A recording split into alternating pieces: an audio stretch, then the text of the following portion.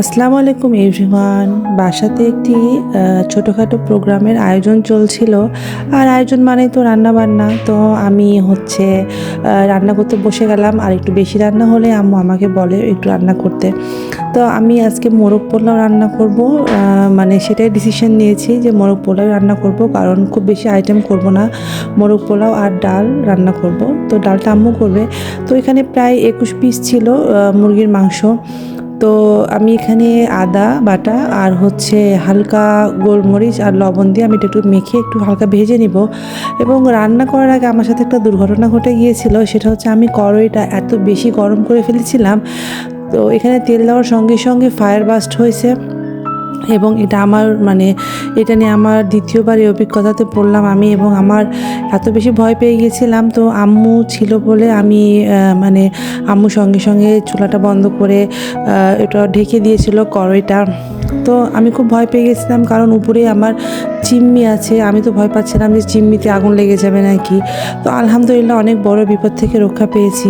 তো এদিকে আমি রোস্ট এদিকে ভাজতে দিয়ে আমি সব দিকে একটু তাল দিয়ে কাজ করছিলাম।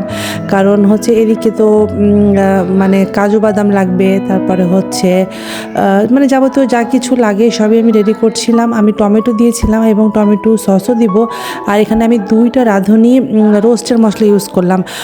একটা জিনিস মনে রাখবেন সবাই, যে মোরগ পোলাও রান্না করতে যে রোস্টের মশলা লাগে এবং বিরিয়ানি রান্না করতে যে কিন্তু বিরিয়ানির মশলা লাগে, কিন্তু মোরগ পোলাওয়ে যদি বিরিয়ানির মশলা দেওয়া হয় তাহলে মোরগ পোলাওটা একদমই ভালো লাগে না।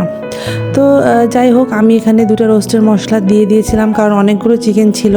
তো সাথে এখানে আমি দুধও অ্যাড করলাম, কারণ দুধ রোস্টের মধ্যে একটু দিলে খুব বেশি টেস্ট হয়।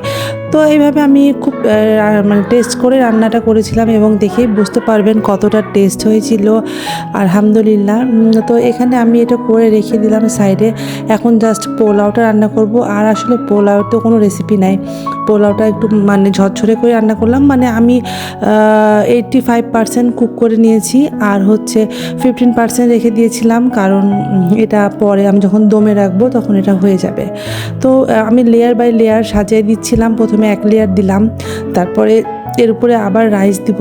রাইস দেওয়ার পর উপরে আরেক লেয়ার দিব, দিয়ে উপরে আমি আবার রাইস দিয়ে একদম এটাকে কাভার করে দেবো। আমি একদম দমে দেওয়ার আগে সম্পূর্ণটা কাভার করে দেবো। কাভার করে দেওয়ার পর আর এই যে আমি একদম কাভার করে দিয়েছি, ভিতরে কেউ দেখে বলবে না যে ভিতরে এত কিছু আছে। আর উপর থেকে আমি ঘি দিয়ে দিলাম। আমি ঘি খুব বেশিও দিব না, কমও দিব না, পরিমাণ মতন ঘি দিয়ে দিলাম। আর আমার রান্না শেষ। আল্লাহ হাফেজ।